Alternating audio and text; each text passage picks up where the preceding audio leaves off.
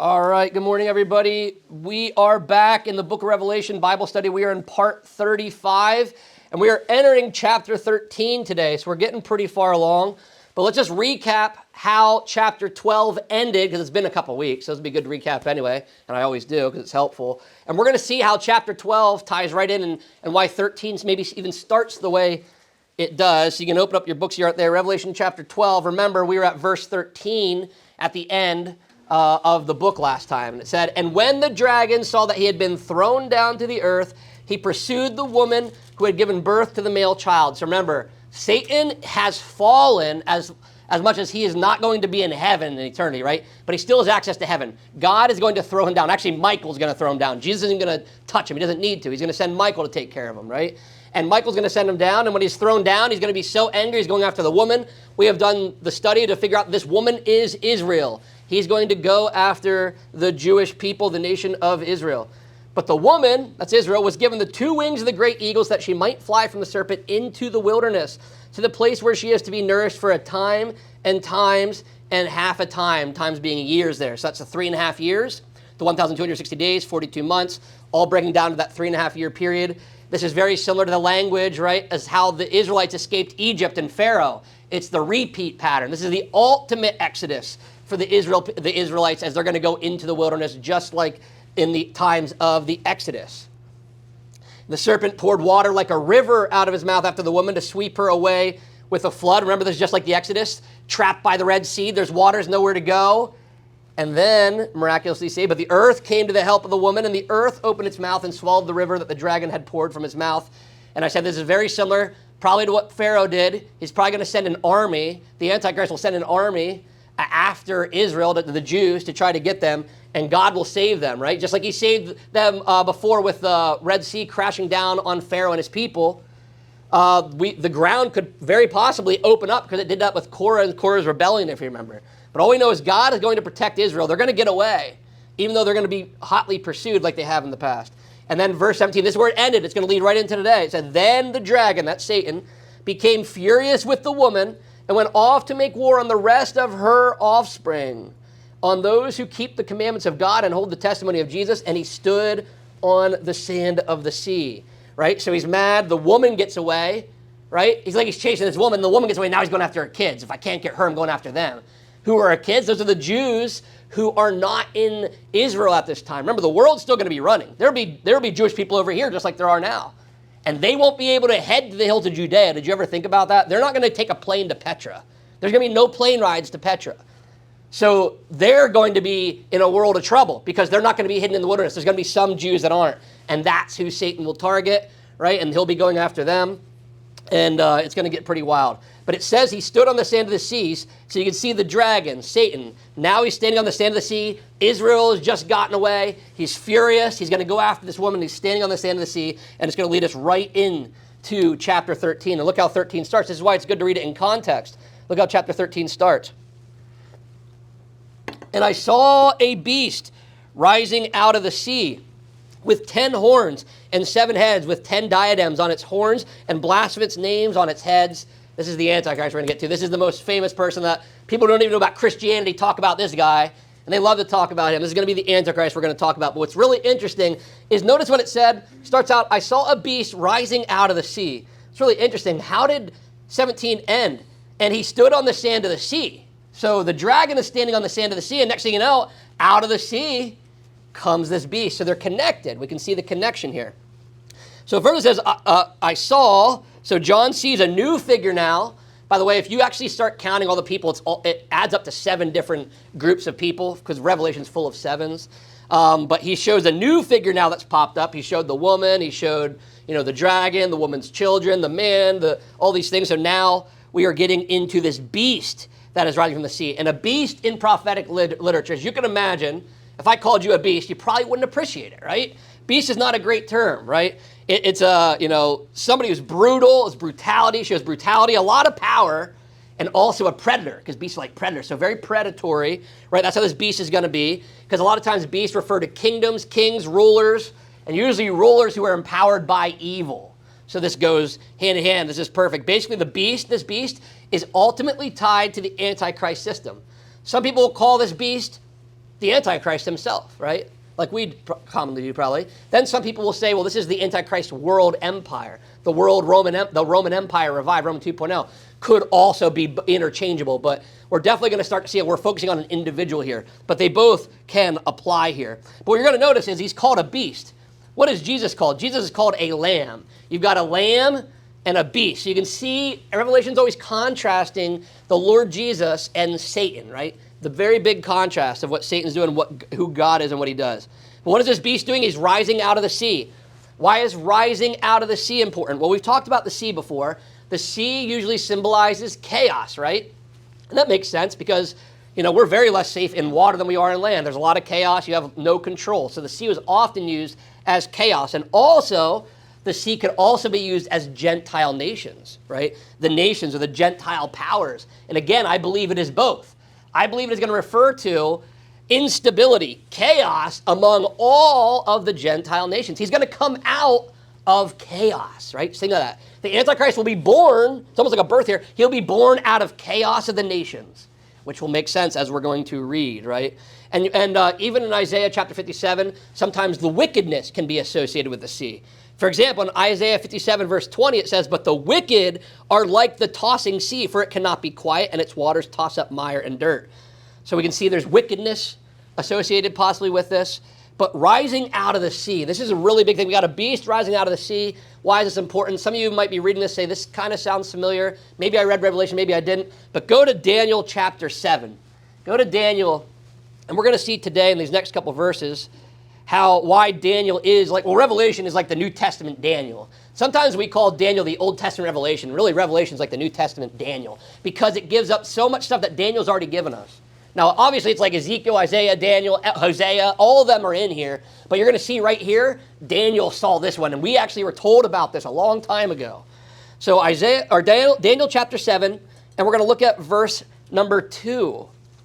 Daniel chapter 7, verse number 2. And look what Daniel says. It says, "Daniel declared, I saw in my vision by night, and behold, the four winds of heaven were stirring up, look, the great sea.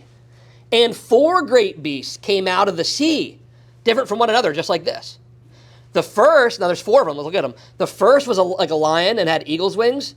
Then as I looked, its wings were plucked off, and it was lifted up from the ground and made it stand on 2 feet like a man, and the man of a man was given to it. And behold, another beast, a second one, like a bear. It was raised up on one side. It had 3 ribs in its mouth between its teeth, and it was told, Arise, devour much flesh. After this I looked, and behold, another like a leopard, with 4 wings of a bird on its back. And the beast had 4 heads, and dominion was given to it. After this I saw in the night visions, and behold, a 4th beast, terrifying and dreadful and exceedingly strong. It had great iron teeth. It devoured and broke in pieces and stamped what was left with its feet. It was different from all the beasts that were before it, and it had 10 horns. Interesting. I considered the horns, and behold, there came upon them another horn, a little one, before which 3 of the first horns were plucked up by the roots. And behold, in this horn were eyes like the eyes of a man, and a mouth speaking great things. So Daniel sees this vision there, chapter 7. And you can kind of hang out in Daniel, because we'll probably come back to Daniel quite a bit there in chapter 7 through 11. We'll pop back in. But he sees this beast, or he doesn't even see a beast. He sees 4 beasts, and they're rising out of the sea just like this one. So you can see that connection going on here, right? And if you know anything about what Daniel saw, it's very closely tied with Daniel chapter 2 and Nebuchadnezzar's vision. But we know about remember the empires Daniel was seeing was Babylon, right? Because Nebuchadnezzar and Babylon, that was in his time, right? And then the Medo-Persian Empire, the Persians came, and then the Greeks came, Alexander the Great, and then the Romans came. And we saw that in Daniel chapter 2. Daniel was told that before those people showed up, by the way. That's what's really cool. But we're seeing that's what he saw here, and we're going to get into that. That vision is coming back. So what you read in Daniel, we're finding out this is important again. Remember what Daniel said, because we're talking about that now. We got to see what he was talking about. And look at, if you're in Daniel chapter 7, look down a little further. Let's look at verses 23, actually. Because Daniel even talked about this final kingdom that opposes God and persecuted the saints, just like we've been talking about. Daniel chapter 7, verse 23. This is Daniel talking about the 4th kingdom again. Thus he said, As for the 4th beast, there shall be a 4th kingdom on earth, which shall be different from all the kingdoms, and it shall devour the whole earth, and trample it down and break it to pieces. As for the 10 horns, out of this kingdom 10 kings shall arise, and another shall arise after them. He shall be different from the former ones, and he shall put down 3 kings. He shall speak words against the Most High, and he shall wear out the saints of the Most High, and he shall think to change the times and the law, and they shall be given into his hand for a time, times, and half a time. That's the language you just read about at the end of the other one. Time, times, half a time, the 3.5 years, that whole period, right? We're reading about that. So you can see the 10 horns. You can see this right here. There's 10 horns right here, 10 crowns, 10 diadems. He's talking about 10 kings here. So this is what Daniel saw. He's talking about, and here he's talking about a 4th and final kingdom. We're in Revelation. We're at the end. This would probably be that kingdom we're going to talk about. It's really interesting here. And it said with 10 horns. What are those 10 horns? Remember, horns are power. And often a horn can be a leader, powerful king, which is probably what it means here. So the 10 horns mean the 10 kings. If you ever, I don't know if I mentioned it here on my Wednesday nights, can't remember where I mention things sometimes, but there's a map called the Club of Rome map. You can look it up. It was developed in 1968, if I'm correct. You can fact check me. And this Club of Rome map, it's the Roman Empire basically, but it has 10 nations, or the whole world. You can look it up. The whole world will be split into 10 federated kingdom nations. So we have America and India and China and Russia. That will be gone in the future. I don't know if you knew that or not. There will only be 10 nations in the end of time. And that's what this, Daniel saw it.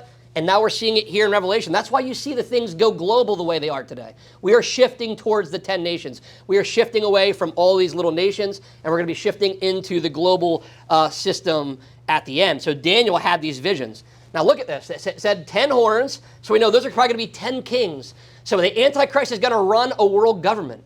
But imagine them almost like governors. How we have the president, and then we have 50 states with 50 governors. Those would be like 50 horns of the United States with one great horn, or the being the president or whatever you could say. That's kind of the same kind of thing. So he's got almost like these governors or kings that are going to be over them. So he's going to roll over them. The Antichrist is still the global dictator, but he has these co-regents essentially who are going to help him rule. But now it says 7 heads. What is 7 heads about?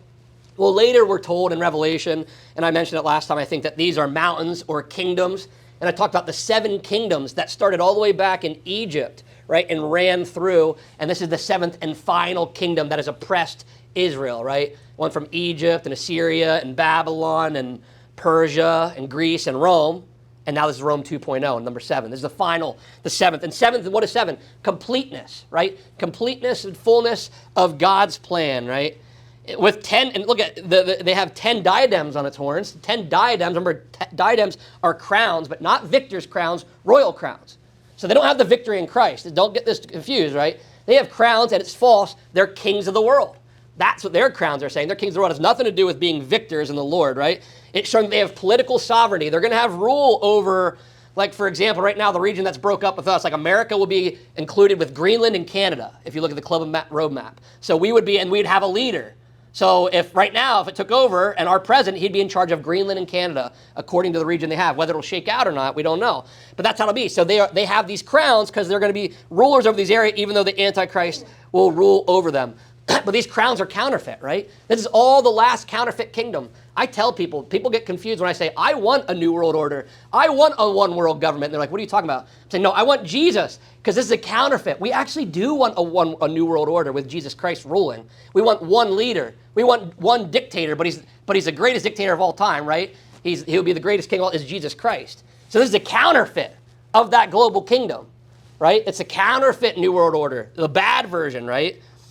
That's what we're learning, because it has blasphemous names on its heads. What's blasphemy? Speaking against God, right? So the beast is going to oppose God openly. He's not going to lie like the politicians today and say, I'm a Bible-believing whatever, I do this, and then you look in, you don't even go to church, they don't do this stuff, or they say they're in this religion or that religion, and they pretend to be okay, even though I'm not a believer, I don't really partake in religions, but what works for you? He's not going to be like that. You're not going to see politicians at the end time like that. They'll just pretty much tell you you're wrong, you're full of lies, they'll chop your head off, throw you in jail. There's not going to be any more tolerance of religions anymore. This is the final days of that. Enjoy the final days of the joy of religion and the freedom, because it's almost over. And when it gets to here, it's completely over. And he's going to be very open, very blasphemous, very anti-God. What does this verse remind us of? That Satan, remember, he's been doing this forever, he still does today, works through earthly kingdoms. Because remember, the dragon is on, remember, he's on the sand.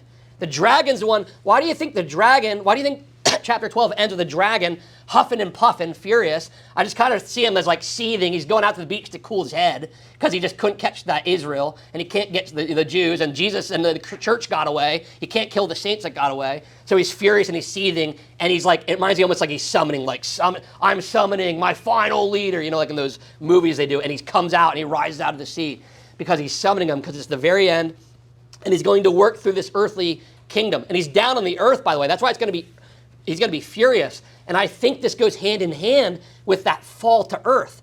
Remember, this Antichrist is peaceful for the first 3.5 years. Now he's going to start to look pretty terrible. He's going to look worse than Hitler, worse than Stalin, worse than anybody you ever heard of. What changed? Well, the timing is no coincidence, I don't think. Satan's here, and he says, we're done being nice. I'm taking over. And he basically grabs the steering wheel and says, we're killing the Jews, we're killing everybody that loves Jesus, we're taking, and things drastically change, which is probably when the abomination of desolation happens. He sits down, he says, I'm God. He starts to sound just like Satan himself, because we're going to find out Satan's going to really be working with him. So Satan is going to be working through these earthly kingdoms. It's going to be a counterfeit, and we also can know this is going to happen in the end through these big leaders, but you do understand, and this says that human government can become demonically corrupted and demonically influenced. It's going to happen here, which means it could have happened in the past and it could be happening presently. But there is demonic influence. When you look at sometimes the law changes and you see the ways the countries are and what they're doing, man, that doesn't make any sense. That seems pretty backwards. It probably is.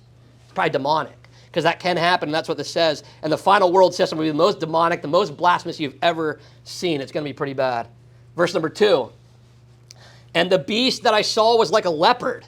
Its feet were like a bear's, and its mouth was like a lion's mouth. And to it the dragon, Satan, gave his power and his throne and great authority. Are you guys still in Daniel chapter 7? I hope you guys still have your finger in Daniel chapter 7. Because look, we got a beast like a leopard.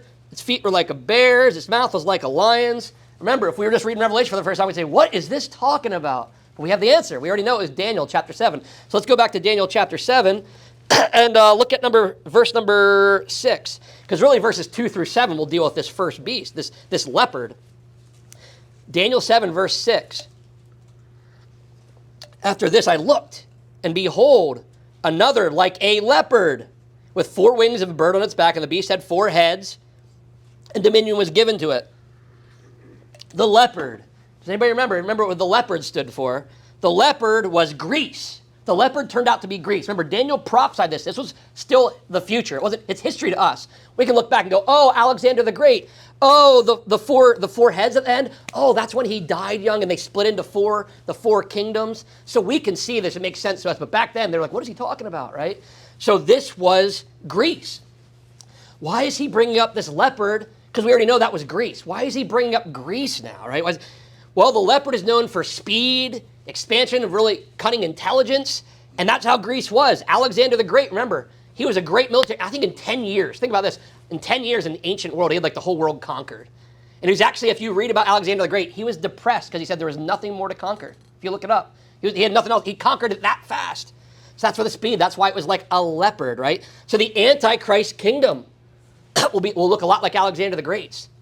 He is going to be a nobody. That's why he's called a little horn, we'll see. He's going to be a nobody. By the way, if you noticed in some of the language here, it said there would be 10 kingdoms, and then all of a sudden another horn would rise up and knock out 3 kings. That's this one. Actually, the kingdoms, the Antichrist does not set up the system. Sometimes we get confused. We think the Antichrist rules and starts establishing his kingdom. No, it's set up. And then he comes up and probably kills 3 of the kings, takes over, and then out of nowhere, he's the number 1 man in the world. Pretty quick ascent, and he's going to take power, and he's going to take over the world quickly, and AI will probably help him do that. Makes sense now how fast it would really happen, or maybe other ways, I don't know, but you can see what's going on and how it'll be rapid expansion. He'll use strategic intelligence like Alexander the Great did. He'll know how to do it. He'll know who to get first and how to do it so he can get everything he needs, right? And it's going to be incredibly fast. In Daniel 8, actually, you can go to the next chapter if you're there. Daniel 8, look at verse number 5. This chapter is all about Greece in detail. Remember, Greece didn't happen yet. Greece was going to come in a little while, the Persians. And it says, as I was considering, this is verse number 5, chapter 8, verse 5 in Daniel.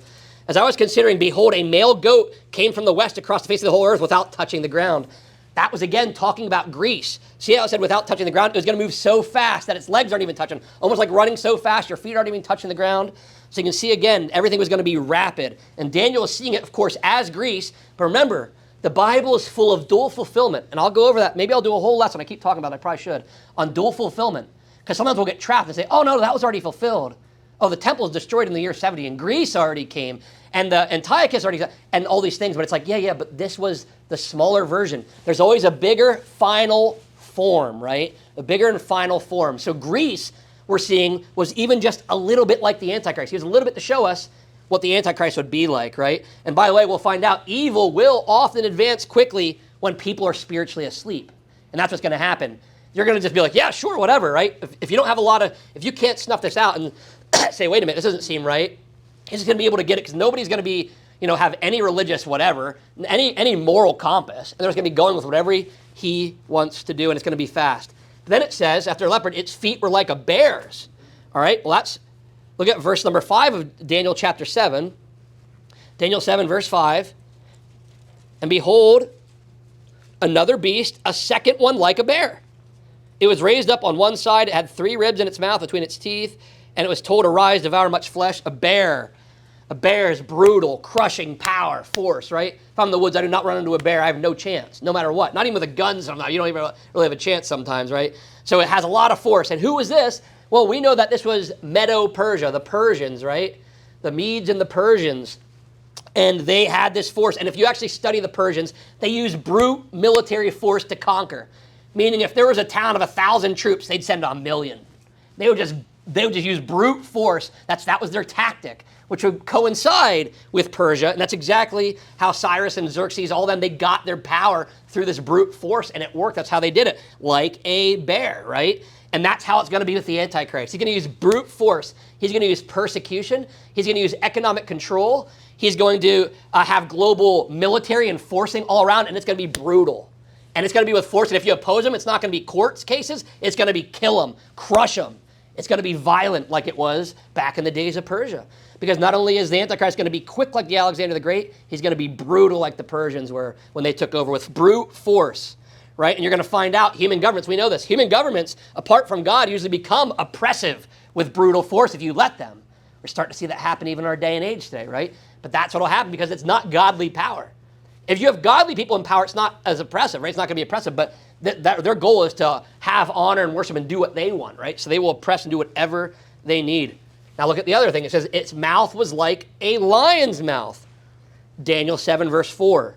Look at the verse before that, Daniel 7, verse 4. If you notice, we've been going backwards in Daniel. We started in Daniel, now we're going backwards up the chapter. I'll get to that here. Daniel 7, verse 4. The lion, the first beast, was like a lion and had eagle's wings. Then as I looked, its wings were plucked off, and it was lifted up from the ground and made to stand on 2 feet like a man, and the mind of a man was given to it. Now that specifically is probably talking about King Nebuchadnezzar, that little end part there. That'll make a little more sense. When he went crazy and then God had to, show him that he was in charge. That's a little extra details. Probably that's why he's plucked off wings. But it was talking about Babylon, right, in the bigger sense. And how Babylon, right, was like a lion, prideful. Remember Nebuchadnezzar? He had the gold statue, bow to me, right? He was full of himself, bow to me, full of pride. A lion and pride, the mouth, like saying, honor me with your mouth. He's using a lot of language here. Pride and authority, and he wants human glory. Not to mention Babylon. Remember, this isn't the first time Babylon showed up. Nebuchadnezzar conquered the Israelites with this, but in Genesis 11, the Tower of Babel is Babylon, remember? So this goes all the way back, and remember then, that was pride. God said, be fruitful, multiply, and Nimrod said, no. I'm going to build my kingdom. I'm going to build Nineveh. I'm going to build Babel. I'm going to build all these cities, and we're going to do what we want, right? It's that human pride. So you can see Babylon's always been tied to that. So what does that mean?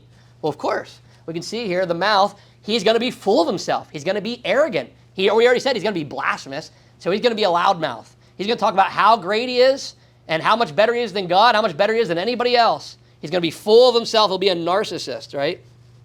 And the mouth part is especially important. Why? Because this is the Antichrist kingdom. It's characterized by speech in general. There's going to be full of blasphemy and deception. There's going to be a lot of lies. It's going to be hard to sift through, especially with AI and all that stuff that's still around. And propaganda, right? And we know about that today. Actually, propaganda is actually the biggest. It's actually, they say sometimes today, stronger than military force. And you can actually see some of the things you see turning in our country were used through propaganda. All throughout our networks today, there's propaganda everywhere, and you actually have to do your own research. It's exhausting. I do it. It's exhausting to sift through. It's going to be worse, and you won't even be able to find the truth later on, right? So he's going to be using that speech to lie and make it look like whatever he's saying is true. And it's going to all be false, right? So it talked about this, Daniel 7. Remember verse 25 at the end, it said, he shall speak words against the Most High and shall wear out the saints of the Most High. And he even says, shall think to change the times of the law. He wants to get everything again away from the Jews, very similar to Constantine did in the past. But you can see he's full. So what's really interesting here is we have these kingdoms, which, by the way, Hosea, a lot of people don't know Hosea even prophesied this. Go to Hosea quick. So we don't actually we'll take time to look at this because we don't usually see this. Hosea chapter 13. Look at even Hosea got a little bit of a glimpse of what Daniel saw. Then I'll talk about these kingdoms and some interesting things here. Hosea chapter 13, the minor prophets. So if you're in Daniel, a couple books later. Hosea chapter 13. And then look at verse number 5. Hosea 13, verse 5. Look what it says. It was I who knew you in the wilderness, in the land of drought. But when they had grazed, they became full, they were filled, and their heart was lifted up. Therefore, they forgot me. So God here is talking in the wilderness. Who is this? This is Israel. Hey, you were in the wilderness, you guys forgot me. He's talking about the Israelites. Hey, I saved you guys, and you forgot me. So what does he say after that? So I am to them like a lion. Like a leopard, I will lurk beside the way. I will fall upon them like a bear robbed of her cubs. I will tear open their breast, and there I will devour them like a lion, as a wild beast would rip them open. What is God saying in Hosea? What was that prophecy about? Well, Israel, you didn't obey. You forgot about me. You know how I'm going to get your attention? I'm going to send these wild beasts, and just happens to be leopard, bear, lion. Is that a coincidence? No. Again, Hosea maybe probably saw. I'm sure there were leopards and bears that came out and killed unruly, disobedient Israelites. That probably happened for real, right? But what was God talking about? He was talking about this. In the end, why are the Jews going through such a terrible time? Why is it the time of Jacob's trouble? Because they didn't listen. If they would have accepted Jesus when he rode in on the donkey, none of this would happen. Did you know that? Did you know this is happening because they rejected Jesus when he rode in as the king and they didn't accept him? This is why all this is happening. This is why the 70th week of Daniel is happening. And Hosea said that God was going to do this. And Daniel said that God was going to do this and use a kingdom that operated like all the other kingdoms of the world. That's what it's saying. So we saw here, leopard is Greece, right? Then you had Persia with the bear and Babylon with the lion. But remember, that's backward. Because Daniel saw, that's why we were going backwards in Daniel chapter 7, because Daniel saw Babylon, Persia, Greece, Rome. Why? Because that was the order his timeline was going. But now where's John at? Think about this. Where's John? He's in Revelation. He's way ahead. Now to look, he has to look this way. And first you would see, after Rome, Greece, right? Then Persia, and then Babylon would be the furthest away. It's the reverse order because now we're at the other side of time. We're looking backwards at history. Daniel was looking forward. Now we're looking backward. Right? So but did you notice one empire that wasn't named? There's actually, remember, there's 4 beasts in Daniel's thing, and we only see 3 of them here. Babylon, Persia, and Greece. Does anybody remember the 4th kingdom here that wasn't named yet on any of this? It is Rome. Rome wasn't. Why did he say the Antichrist was going to be like Alexander the Great? He's going to be like the Persians. He's going to be like Nebuchadnezzar, the Babylonians. Why didn't he say he was going to be like Caesar Augustus? Why didn't he say something about that? Because the whole chapter's about that. Because this is Rome. That's why. He doesn't have to say it's going to be like Rome. It is Rome. Rome resurrected back from the dead, and even worse. It'll have a bigger, so you already know it's going to be like Rome because it's mainly modeled after Rome. It just also happens to look exactly like Greece. It has all these other, it's basically like, it reminds me when I used to watch, when I was a kid, there was a show, Power Rangers. They probably still have it. It's probably just different now. But at the end, they would all kind of join together. And they would all, they were all these Power Rangers fight, but at the end they had to fight this big giant thing. So then all of a sudden, somehow their ships would come together, they'd morph and create this giant beast. And then it was all their powers combined. That's kind of what this is, but from the worst sense. All the worst of Alexander the Great, all the worst things in Nebuchadnezzar, it's all going to be within this Antichrist. It's going to be all the worst. Babylon's pride, Persia's force, Greece's speed, and Rome's global domination, right? That's where they're going to be. Rome is going to be very globally dominant. And the key part of this verse here, and the dragon gave his power and his throne and great authority to it. The dragon did. So remember, again, not coming from the Antichrist. This is coming from the dragon. This is coming from Satan, right? Which we already saw last chapter 12. It is Satan, right? So behind the Antichrist kingdom stands satanic power. This is coincides with Ephesians chapter 6. All spiritual forces of evil are behind. That's our true enemies, right? And Daniel chapter 10. We've read about that earlier, where the spiritual powers are influencing earthly kingdoms. Remember the Prince of Persia? There was that angelic war, that little battle anyway, so Daniel could get that vision. So we see here that this whole time, you could say, you could look at this, it's almost like a Sixth Sense moment. If you haven't had one yet, like in the movie when you see it, and the whole time you realize you look backwards and everything makes sense. That's kind of how it is now. You look at this and you're like, wait, Satan is running this. It's not really the Antichrist. Satan's behind it. And then you can look backwards and go, wait a minute. Alexander the Great wasn't really running it. Satan was running it. Nebuchadnezzar was never really running it. Pharaoh was never really running Egypt. It was always Satan. So it's almost like this epiphany. The whole time Satan's been running all 7 of those kingdoms. That's why the dragon had 7 heads. It was all him. It wasn't 7 different things, right? Just like how we have God is 3 in 1, Satan somehow in a way 7 in 1, if you count all of his kingdoms. It looked like 7 kingdoms. It was all Satan's earthly kingdom, because who's the God of this world? It's him. And he's been proving it since the beginning of time. We're just now very openly being told it was him the whole time. He's been given his power. He has all the magical authority that he's been doing, the deception, the lies, the propaganda. He's the propaganda machine. He's the one getting people to hate people and get people all wound up so he can move things around, because Satan's going to create the system, and then the Antichrist, remember, will rise up later. That's why he's a little horn. I don't even think you can predict I don't think you even know who he is today. And you couldn't, because the system's going to come out. He's not going to be one of the kings they install. He's going to come up later. So it's so hidden, I don't even think you could predict him, even if he's alive today, which he is probably alive, but we don't know, right? And you see that language is throne. So what's interesting here is he offers him his throne again. That's kingdom language. So Satan is offering a throne to the Antichrist. That's probably how it happens all the time, right? He offers, hey, do you want this power? It's the deal with the devil. It's the archetypical deal with the devil. These are the real ones, right? Maybe the music guitar players, maybe they sold their soul, I don't know. But this stuff really happens, where the leaders make deals with the devil and they get empowered by him. The Bible's just full of it, so it has to be real, right? And Satan's done this before. Go to Matthew chapter 4. This is actually his MO. You're going to find out he's been doing this forever. He does it to everybody he thinks he can get to worship in and give him authority, right? Because he's the God of this world. Matthew chapter 4. Matthew chapter 4. And go to verse number 8. Matthew chapter 4, verse number 8. Again, this is talking about Jesus and the devil, right? The devil took him to a very high mountain and showed him, that's Jesus, showed Jesus all the kingdoms of the world and their glory. And he said to him, Satan saying this to Jesus, all these I will give you if you will fall down and worship me. Then Jesus said to him, begone, Satan. For it is written, you shall worship the Lord your God, and him only shall you serve. Then the devil left him, and behold, angels came and were ministering to him. So, the beast did the same thing to Jesus. He said, hey, I'll give you my throne. I'll give you a whole worldly kingdom. You can run the whole world if you just worship me. That's what he wants. And guess what? Jesus said no. I bet the same conversation happened with the devil. There's a chance the devil takes the Antichrist, whoever he is, out on the hill and says, I'll give you all these. And he says, it's a deal. And he shakes his hand and he says, yes. That's the difference between the beast. The lamb rejected it, said no. Jesus said, no, not doing that. Why did Jesus say no? Oh, because they're his anyway, right? It's kind of like, you know what I mean? If you're like, you're doing your chores. I'm going to use an example. You're a kid and you're doing chores and mom says she'll give you $5 to clean your room. And then somebody goes, you're cleaning the room and you're almost done. And somebody goes, hey, I'll give you $5 if you don't do it. It's like, no, I'm on my way. I don't need your help. I don't need your assistance to get what I'm already working on. Jesus is already working on the kingdom, and Satan saw. He's like, well, I'll give it to you. He's like, I don't need you to give it to me. I'm going to take it from you, right? But Satan offers people. He's probably done this over and over. Jesus even got the deal offer.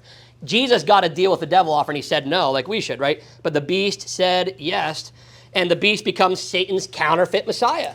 That's what's going to happen, right? And now we're going to see the counterfeit trinity really come into play that I talk about a lot. We have the dragon, Satan, the counterfeit father, right?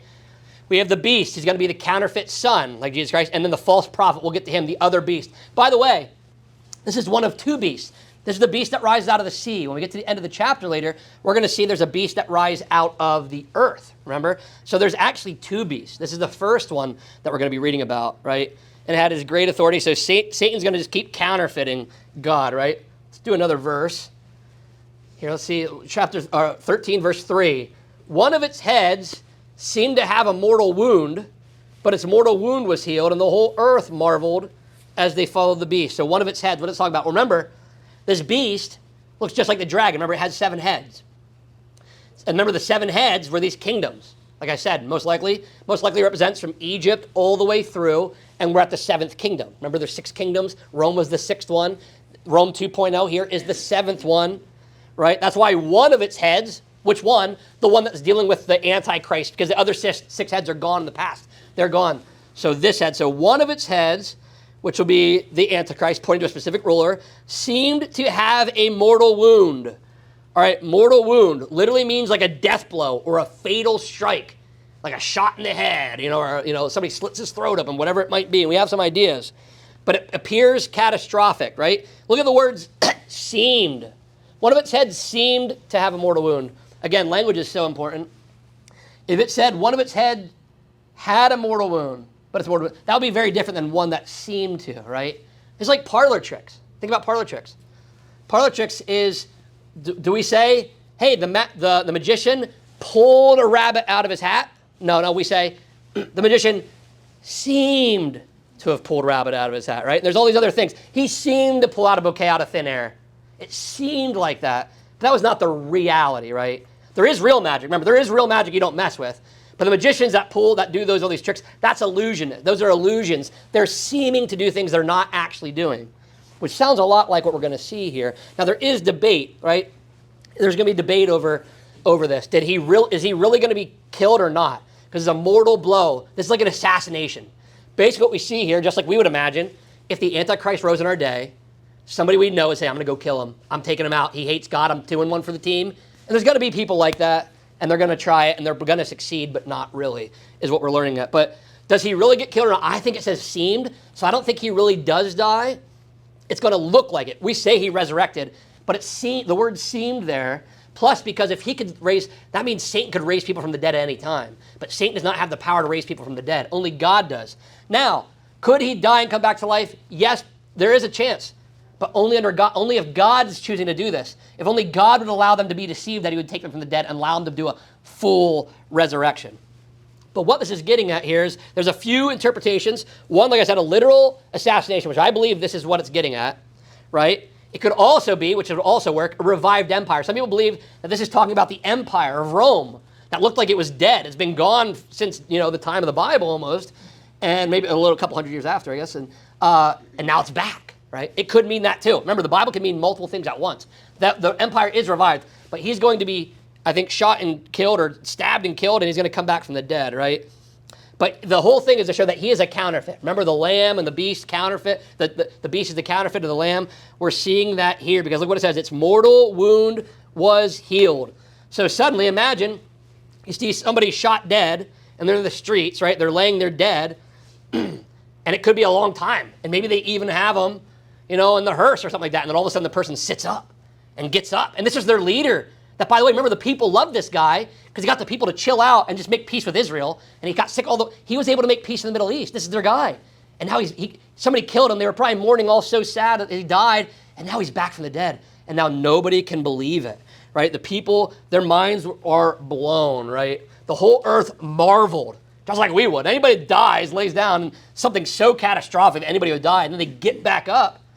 Anybody would marvel, like, what is something magical, something special is going on here. It's satanic power, right? Go to Zechariah chapter 11. He's near the end of the minor prophets. This is really interesting. As I was reading this week, this jumped out to me. We might even have a hint of how he gets assassinated or attempted. Zechariah chapter 11, verse 15. This is really interesting. Now, I might not be 100% correct, but it seems to line up. It seems to make sense. And there's a lot of things that'll make sense to you soon, maybe. Zechariah 11, verse 15. Remember, Zechariah is like Daniel. Daniel and Zechariah are end times. They see a lot of end timesy stuff. Zechariah sees it. And verse 15, Zechariah 11, verse 15. Then the Lord said to me, take once more the equipment of a foolish shepherd. For behold, I am raising up in the land a shepherd who does not care for those being destroyed, or seek the young, or heal the maimed, or nourish the healthy, but devours the flesh of the fat ones, tearing off even their hooves. Woe to my worthless shepherd who deserts the flock. Who's he talking about? Zechariah's seen the end times. Woe to this guy. He's going to be a shepherd. He's not even going to care. He's going to kill him. He doesn't even care. He cares about himself. So what does it say? Look at, woe to my worthless shepherd who deserts the flock. May the sword strike his arm and his right eye. That's interesting. Let his arm be wholly withered, his right eye utterly blinded. Have you ever seen people that now this is, maybe or maybe not, maybe this is where this comes from. This belief is that when something happened to his arm, is he crushed? Is he killed? Is he shot? Is he run over by a truck that his arm gets crushed and his eye? Seems like something goes on with his arm. And he's probably going to walk around just like, how we see in the Bible at the end of time that we'll probably still be able to see Jesus' scars forever and what he did for us. Some people say we'll be able to see we'll be able to remember what he did for us and he'll carry that in. Some people believe this is the Antichrist doing that mockery. He is going to walk around ruling Satan. Remember, Satan's going to indwell him. Satan's going to basically possess him. We're going to get to that here. And that's why he becomes evil and satanic all rapidly, right? But he's probably going to walk around with his wounds. He's probably going to have a patch on his eye or, covers up his eye. By the way, did you ever think about this? Isn't this interesting that if you got shot in the right eye and you covered an eye, you do this? So sometimes there's people in the occult that will walk around and cover their right eye like this. And it very well could possibly be associated with the worship of the beast and the worship of Satan, right? But here's where we get the idea that he actually might be shot or something happens with what we see here with his right eye. And it's talking about this terrible shepherd. Zechariah is seeing the end times. We believe he's talking about the Antichrist here, but it says the whole earth marveled, right? Revelation is repeatedly going to show that these deceptive signs are going to get people to marvel. Deceptive signs can get people to be amazed. Just like I said, at a magic, isn't it funny? We go to a magic show and we know there's no rabbit magic things and flowers, but we're still amazed every time it happens, right? We're still marveling, like, how did he do that? That was great. And I love it. It's funny to see. It's cool to see, right? So they're going to be amazed and marveled in Daniel chapter 8. If you're still in Daniel, if not, that's okay. You can hang it and just listen to me read it. Daniel chapter 8, again, is talking about this deceptive leader, how he's going to deceive people even with a false resurrection. It's all a counterfeit. He's going to use this. This is going to be another version of his deception. Daniel 8, verse 24. His power shall be great, not by his own power. This is him. And he shall cause fearful destruction and shall succeed in what he does and destroy mighty men and the people who are the saints. And look at this. By his cunning, he shall make deceit prosper under his hand. And his own mind shall become great. And without warning, he'll destroy many. So by his cunning, he shall make deceit prosper under his hand. He has this idea, listen, we're going to counterfeit, we're going to fake this thing. For all we know, it's like Satan sets this up. For all we know, Satan has no person. Maybe it's not even a person that's a Christian that tries to kill him. Maybe it's a whole setup to do this whole play. To get people, by the way, that stuff, you can look into it, probably still goes on today. There's political plays that happen on the news and you don't know about it. That's possibly going to happen at the end, right? It's going to be a play. And people are going to believe the play. They're going to believe the propaganda that this guy died and came back. And who wouldn't? Who wouldn't want to follow a guy I follow a guy that was dead and got back, right? That's Jesus. He's the only one that did it. This is a lie. This is deception. This is a counterfeit. And Daniel told us he's going to use a lot of deception. I talk about the alien stuff. Yeah, that will be deceptive and probably explain away the rapture stuff. But this is really some of the greatest deception. He's going to try to be like Christ. He's mocking Christ. I wouldn't be surprised if he lays dead for 3 days. I wouldn't be surprised. And that would be more mesmerizing, wouldn't it? See somebody get shot in the street, get up, or see somebody shot dead, and for 3 days, like I said, maybe driven in the hearse, who knows, and gets out. It's going to be a lot of deception. And of course, it says the whole earth marveled as they followed the beast, right? They're so amazed that they actually start following the beast, right? Even though how evil he's going to be and all the evil things he's going to say, they're just going to believe him. He's so powerful, right? Which again, this is a reminder that humanity is easily captivated by power and spectacles, right? That's why somebody says, you should see this thing. Like, sometimes God can perform miracles today. That can still happen. There's also witchcraft that can still happen, right? I know people. I've talked to people that got out of witchcraft, and when I was meeting with them, they were telling me the things they saw, and it was pretty spectacular. And by the way, the guy told me that's what got him in. He went to some ritual, some occult ritual, up in northern Pennsylvania, and they did the magical things, like trees raining, and people walking but floating without having to touch the ground, levitation. And when he saw this, imagine you have no religious background really, or you really didn't take it seriously. You don't really follow God, and then you see this stuff happen, and somebody's telling you you can do anything you want. You can manifest reality. It's all a dream. You can do whatever you want. And he's seeing these things happen. It got him wrapped up in it because humanity can be deceived because it is pretty amazing, some of the things they can do, but it's evil, right? It's only amazing if it's God doing the miracle. If not, it's witchcraft, right? And that stuff goes on today. That was only a few years ago. I talked to that guy. So what it means is if somebody comes down the street and says somebody did a miracle and you find out they're not from Christ, and they do Ouija board stuff, it might be real. They might have done some weird thing to deceive, because Satan loves to deceive, and humans are easily deceived with miraculous signs, right? Again, so it's more proof. Miraculous signs do not always prove that it's divine. There's divine truth. It also shows that believers must guard against cultural fascination. And this is important in our day. Think about this. What did they do? They saw this happen. They marveled. They were amazed. So amazed, they followed it. I'm going to buy a shirt. I'm going to buy a shirt. I'm going to buy a hat with this guy on it. I'm going all in, right? This is no longer a political figure, right? This is no longer a president or a king. This is now a religious figure. This is going to get worship, right? People pledge support to politicians. Sometimes they worship them. That's bad, right? But this guy is going to get real worship, right? He's going to go from politician to a religious figure because of this. So guard against culture, guard against what fascinates the crowd and the culture, right? If something's fascinating, be careful, because people might get obsessed with it. And if you're not careful, they'll say, look, check this out. And it's some worldly stuff you don't want to get involved in, and it sucks up all your time, and you start buying all these things. It can happen with music. Like, that's why I'm a music fan, and I'm very careful even with the concerts. I always remember that person's on stage, but they're just a musician. And some of these people, it's seriously, you got to be careful at concerts. It can feel like a worship service, right? Except that they act like Jesus is on stage, but he's not, right? You can get caught up, athletes. I know people that, like, they said they would, maybe pass out if they saw their favorite athlete. That's crazy. That's almost a version of worship, right? You shouldn't do that with humans, right? That's pretty wild. So that can happen. This is a sign. Careful about what you marvel at. There are amazing things in the world, but be careful that you don't get so obsessed that you don't start worshiping about how amazing these things are, right? And it shows that that can happen. But what we're getting at, this is probably just my last verse because we're running out of time, is you can see again the contrast. Well, these 3 verses we did between the Lamb and the beast. The Lamb, Jesus Christ, truly died, truly rose from the dead, and truly will bring salvation to his people.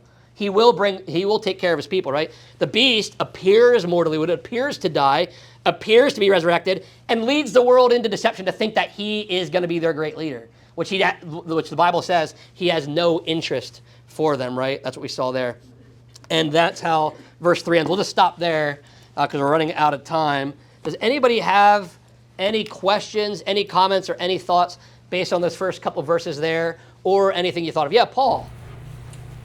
Did all the Jews have to believe in Jesus, or could it have taken one for this not to happen? Oh, I see what you're saying. I think so that's a great question. Paul's saying, if there were like one person in that crowd that said, no, guys, you're wrong. Jesus is the Messiah. I read Daniel. This is him. Would that have saved Israel? I don't think so, because there actually might have been somebody like that there, and they would have been blessed for knowing it. But it's a corporate back, and especially in the Old Testament, things are very corporate. Not till the New Testament, Jesus changes everything. He says, forget about corporate national. Worry about you. Fix you. Then fix everything around you. But very Old Testament was very national Israel. And in the end, it talks very national. So I would have imagined it would have been the whole nation. That crowd would have cheered for Jesus as king. And there might have been a few in the crowd that were called insane. Just like the rapture, and we're called kind of crazy, and we point at the rapture and say, it's not written in there. It's not in there. And even if you're one of the few people, you could be right. Because there could be people back then saying, hey, this is our Messiah. And they'd say, no. I don't see a secret first coming.